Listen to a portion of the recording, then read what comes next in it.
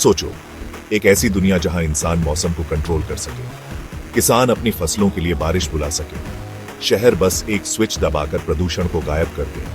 यह है weather control का लुभावना सपना जो सदियों से इंसानों को मोहित करता आया है। लेकिन इस सपने का एक अंधेरा पहलू भी है। सोचो, अपने दुश्मनों पर तूफान लाना, बाढ़ और सूखे को युद्ध के हथियार बनाना, तबाही की संभावना बहुत ज्यादा है। मौसम को कंट्रोल करने की कोशिश एक ऐसी रस्सी पर चलने जैसा है जहां एक तरफ बड़े बड़े फायदे हैं और दूसरी तरफ अकल्पनीय खतरे। डॉक्टर अन्या शर्मा घूमते बादलों को देख रही थी। उनका दिल उत्साह और घबराहट से धड़क रहा था। एक होशियार वायुमंडलीय वैज्ञानिक, अन्या ने अपनी जिंदगी मौसम के रहस्यों को सुलझाने में लगा दी थी। बचपन से ही वो कुदरत की ताकत से हैरान थी। अब वो एक बड़ी खोज के करीब थी। अन्या एक टीम का हिस्सा थी जो क्लाउड सीडिंग पर रिसर्च कर रही थी, एक ऐसी तकनीक जिससे सूखे से लड़ा जा सकता है और सूखी जमीन पर बारिश लाई जा सकती है। संभावनाएं अनंत लग रही थी और अन्या ने एक ऐसी दुनिया का सपना देखा जहां वेदर कंट्रोल अकाल और दुखों को खत्म कर सके।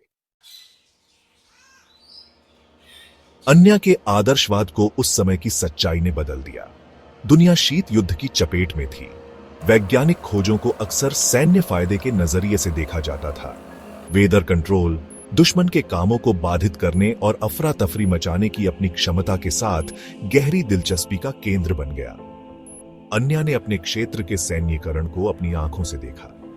प्रोजेक्ट स्टॉर्म फ्यूरी और ऑपरेशन पोपाय जैसे अशुभ नामों वाली परियोजनाओं में संसाधन डाले गए। शांतिपूर्ण अनुसंधान और संभावित हथियार विकास के बीच की रेखा धुंधली हो गई। अन्या के एक बेहतर दुनिया के सपने पर युद्ध के साए ने असर डालना शुरू कर दिया। वियतनाम युद्ध के दौरान वेदर कंट्रोल से जुड़ी नैतिक दुविधाएं दुनिया के सामने आईं। अमेरिका ने एक विवादास्पद कदम में ऑपरेशन पोपाय के तहत क्लाउड सीडिंग तकनीकों का इस्तेमाल किया। उनका लक्ष्य मानसून के मौसम को बढ़ाना था, जिससे दुश्मन की आपूर्ति लाइनें बाधित हों और उन्हें सामरिक लाभ मिले। गोपनीयता में डूबे इस ऑपरेशन ने अंतरराष्ट्रीय स्तर पर गुस्सा भड़काया। इसने मौसम में बदलाव को हथियार के रूप में इस्तेमाल करने की नैतिकता पर गंभीर सवाल खड़े किए। अन्या ने इस विवाद को बढ़ते हुए देखा। जनता की प्रतिक्रिया, नैतिक बहस और अनपेक्षित परिणामों की संभावना ने उन्हें हिलाकर रख दिया। भाग 5, कुदरत का कहर, तूफान को काबू करने वाले। तूफान, वो भयानक तूफान जो तटों पर भयानक ताकत से टकराते हैं, वेदर कंट्रोल के प्रयासों का केंद्र बिंदु बन गए। क्या वैज्ञानिक इन दानवों को काबू कर सकते थे? प्रोजेक्ट स्टॉर्म फ्यूरी, एक अमेरिकी सरकारी पहल, ने क्लाउड सीडिंग के जरिए तूफान को कमजोर करने की कोशिश की।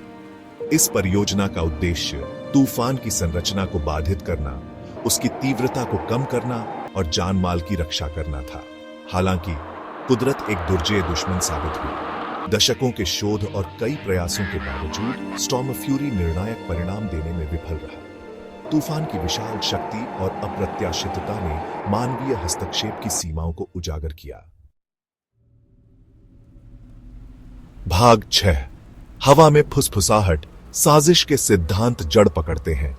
मौसम को नियंत्रित करने की कोशिश, गोपनीयता में डूबी और शीत युद्ध के व्यामोह से प्रेरित ने साजिश के सिद्धांतों के लिए उपजाऊ जमीन प्रदान की।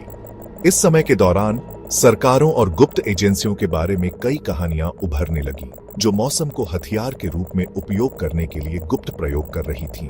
गुप्त सरकारी कार्यक्रमों की फुसफुसाहट, जो बुरे उद्देश्यों के लिए मौसम के पैटर्न में हेरफेर करते हैं, व्यापक रूप से फैली। इन कहानियों ने लोगों के मन में डर और संदेह को जन्म दिया, जिससे वे अपने आसपास की हर चीज पर सवाल उठाने लगे। कुछ लोगों का मानना था कि सरकारें सामूहिक विनाश के हथियार के रूप में तूफान पैदा कर रही हैं।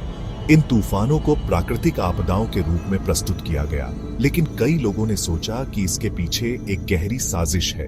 दूसरों ने दावा किया कि केमट्रेल्स, हवाई जहाज द्वारा छोड़ी गई सफेद धारियां भयावह वायुमंडलीय प्रयोगों का प्रमाण है। इन धारियों को देखकर लोगों ने सोचा कि उनके स्वास्थ्य और पर्यावरण पर इसका बुरा असर हो सकता है।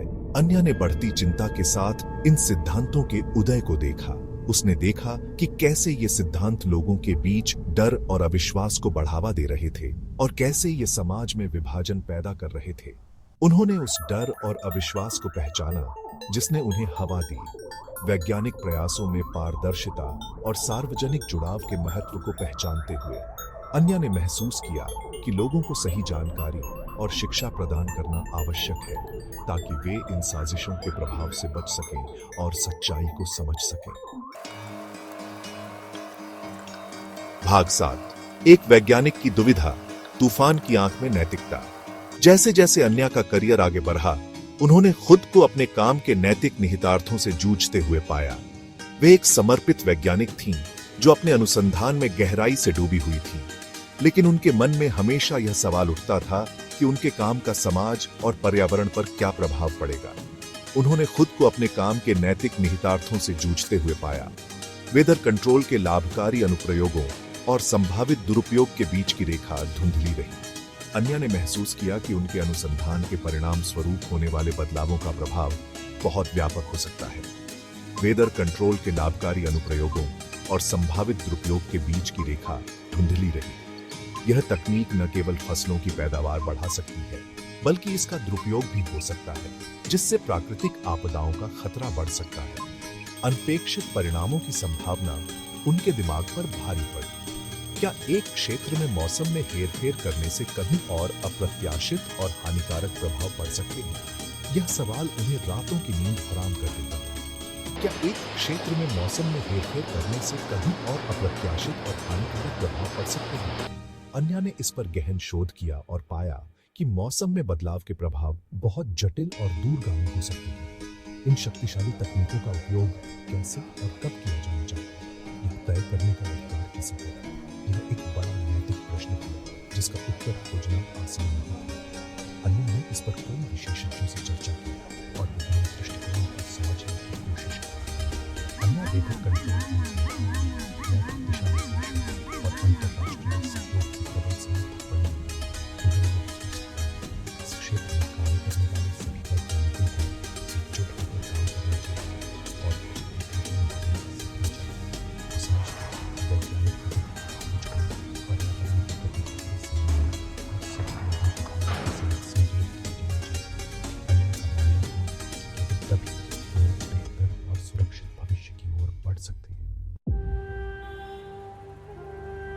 भाग 8। वेदर कंट्रोल की विरासत, अनिश्चितता से घिरा भविष्य। आज मौसम को नियंत्रित करने का सपना मायावी बना हुआ है, जबकि क्लाउड सीडिंग ने कुछ सीमित सफलता दिखाई है। बड़े पैमाने पर मौसम में बदलाव हमारी समझ से परे है। वायुमंडलीय बलों की जटिल परस्पर क्रिया हमारी समझ को चुनौती देती रहती है। फिर भी आसमान को नियंत्रित करने का आकर्षण बना रहता है। जियो इंजीनियरिंग जैसी नई तकनीकें आशा और जोखिम दोनों प्रदान करती हैं। जियो इंजीनियरिंग प्रस्ताव, जैसे कि ग्रह को ठंडा करने के लिए वातावरण में परावर्तक कणों को छोड़ना, गंभीर नैतिक और पर्यावरणीय चिंताएं पैदा करते हैं। भाग 9। कार्रवाई का आह्वान, अप्रत्याशित आसमान को नेविगेट करना। यह एक ऐसा अध्याय है जो हमें याद दिलाता है कि प्रकृति की शक्ति और अनिश्चितता के सामने हम कितने छोटे हैं। मौसम को नियंत्रित करने की खोज ने हमें सिखाया है कि हम प्रकृति के स्वामी नहीं हैं। इसके बजाय हमें इसके साथ तालमेल बिठाना सीखना चाहिए। जब हम मौसम को नियंत्रित करने की कोशिश करते हैं, तो हमें यह समझना चाहिए कि हम एक बड़ी और जटिल प्रणाली का हिस्सा हैं। हम जीवन के एक जटिल और परस्पर जुड़े हुए जाल का एक हिस्सा मात्र है। हमारे कार्यों का प्रभाव केवल हमारे तक सीमित नहीं रहता, बल्कि यह पूरे पारिस्थितिकी तंत्र को प्रभावित करता है। इसलिए हमें अपने कदमों को बहुत सोच समझकर उठाना चाहिए।